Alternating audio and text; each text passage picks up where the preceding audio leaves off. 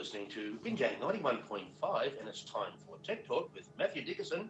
And good morning, Matthew. Hey, good morning, Tony. Always great to be chatting about technology again. Well, we've got some interesting topics today, I have to say. Well, they're always interesting, but these are more interesting. Yeah, thank you. I was going to say I think they're always interesting, but you're right. It's amazing, especially with the world so focused on COVID-19 at the moment. It's amazing how much news there is, how much interest there is in evolving and developing technology. It's always fascinating. Yeah. Now, getting onto that subject, the coronavirus, there's been 2 million downloads of the COVID Safe app on Apple and Android. Now, that was up to last night, and it's the second day, and their aim is 10 million. So, really, they've got a long way to go. I'm just wondering if they'll get there to get to their 40%. Yeah, I think they'll struggle to get to 40%. It's a great start, 2 million people, but remember we've got about 25 million people in this country, so it's about 8%. And I think what you'll find is that it'll quickly tail off. In other words, I don't think in another 2 days we'll have another 2 million people that have downloaded the app. But again, it's a great start, and it's good to see people out there using it and getting involved with it.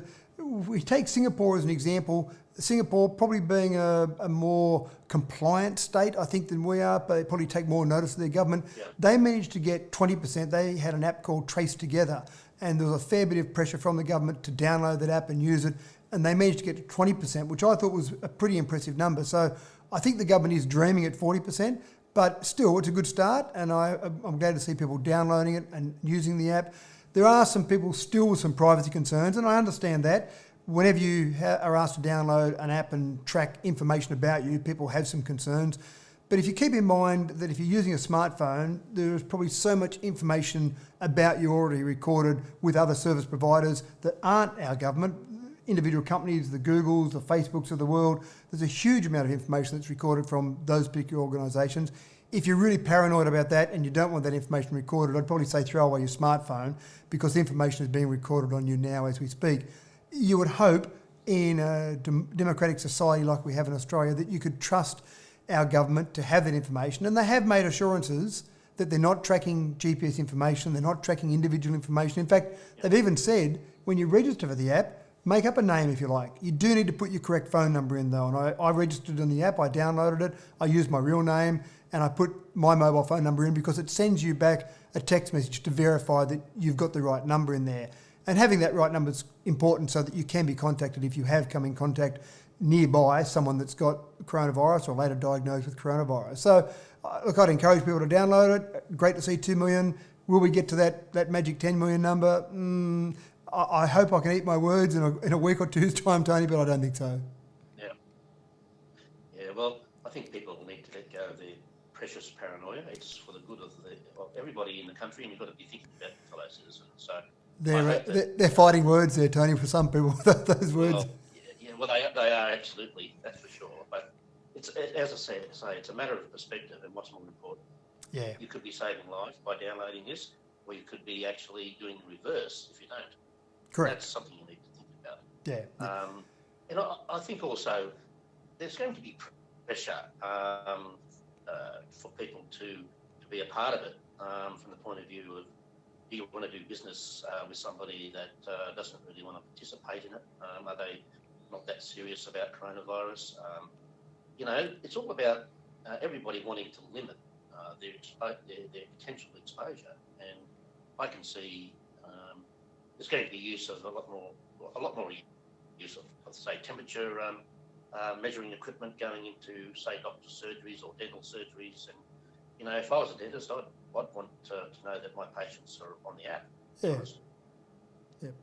No, I think you're right, Tony. But anyway, time will tell.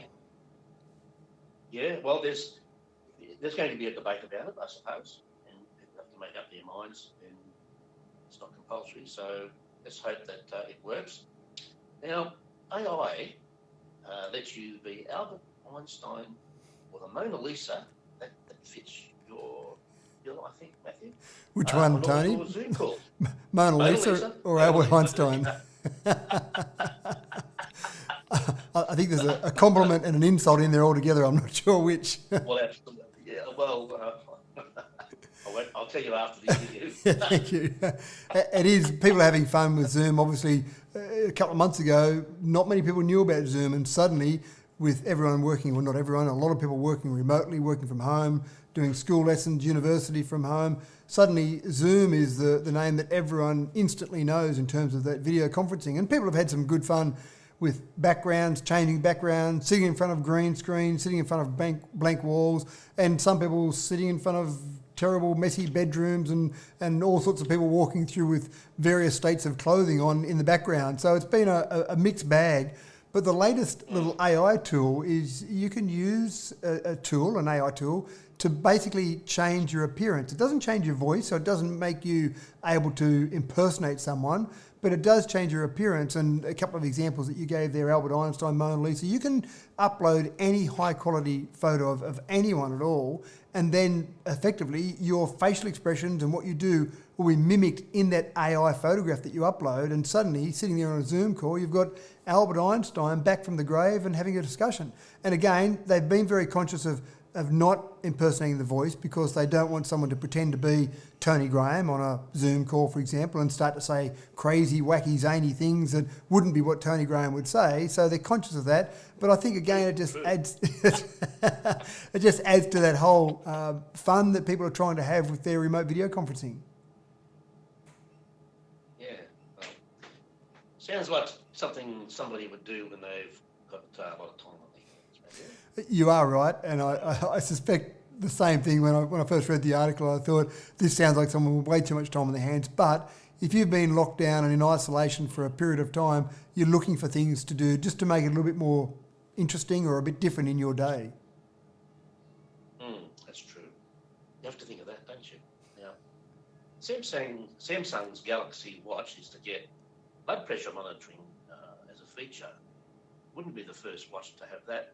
Everything's going towards smartwatches these days, isn't it? No, it is incredible what a smartwatch can do. And I can still remember years ago, Tony, buying a particular watch that needed a chest band to check your heart rate. And I had a discussion with the salesperson at the time, and they told me with absolute confidence that a watch or a device would never get to the point where it could measure your heart rate without having some sort of band around your chest to be able to pick up that heart rate and then transmit it somewhere else. And I thought, well, technology does change a fair bit, but no, I was guaranteed with this salesperson that definitely this is the way it was always going to go. And of course, we now know that we've got watches that detect heart rate and can detect whether a heart rate is too high or too low, can give you warnings on that, a whole range of things, and getting to blood pressure. And when you think of the way blood pressure is measured now by basically whether it's a manual or electronic process, but having a cuff around your arm to actually blow up and restrict the blood flow to actually get to that point where it checks the blood pressure, you think, well, how could they possibly mimic that in a watch? And the Samsung,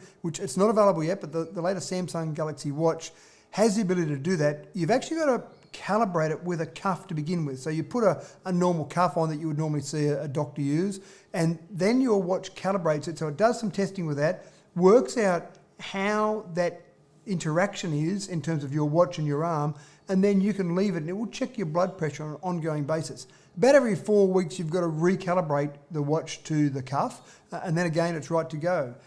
And I would caution people against replacing your doctor with your watch. Obviously that's not the idea of it, but it's just a way to keep an eye on things. And I read a great story about someone using a watch recently that had an alert. They were sitting on the couch watching TV and an alert went off to tell them that they had a high heart rate. And the heart rate when they checked their watch was about 120.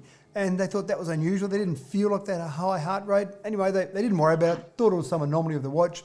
The next morning, there was still some warnings there. They didn't feel great. They went to the doctor and they had a condition that, if left untreated, might have seen the end of that person within a month. And once they had treatment from that alert from their watch, then they were able to seek treatment and away they went and they're fine. So there is that capability for watches to save lives. And that seems a bit extreme. There's a whole range of other things they do as well. But we have got that potential now for a watch to actually save a life.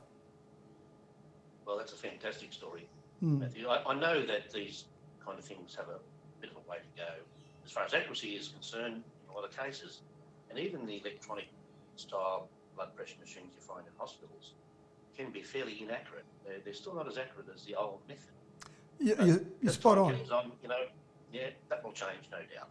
Yeah, that's right. And I think the main thing is getting an indication and also getting a comparison. So if you use a method that's not perfectly accurate for your blood pressure, for example, but you notice over a series of maybe weeks or even months that blood pressure changing in a fairly significant way, even if the measurement is not perfect, the change is what is significant there. Absolutely, the comparative measurement. Yeah. Here we are giving health advice. We should give a warning, Tony, that this is not a health advice program. Please seek your own medical advice from your own doctor. At the end of the day, that's what you have to do. Yes. Now, Facebook has released a gaming app for Android early amid the COVID-19 pandemic, obviously trying to capitalise on the situation. Yeah, capitalise is a pretty tough word there, isn't it? They're trying to jump on the back of some other streaming platforms and some other games, I suppose, that are in lockdown and really taking advantage of that.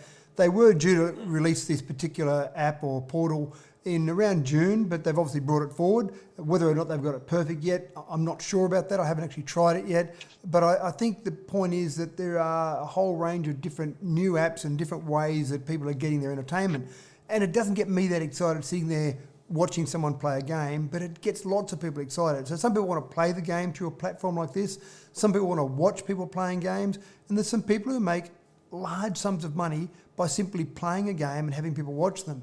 And there's a famous YouTuber known as PewDiePie who normally sits at number 1 or number 2 in the number of subscribers around the world. And he started off many years ago by just sitting there playing whatever game he chose to play and streaming that.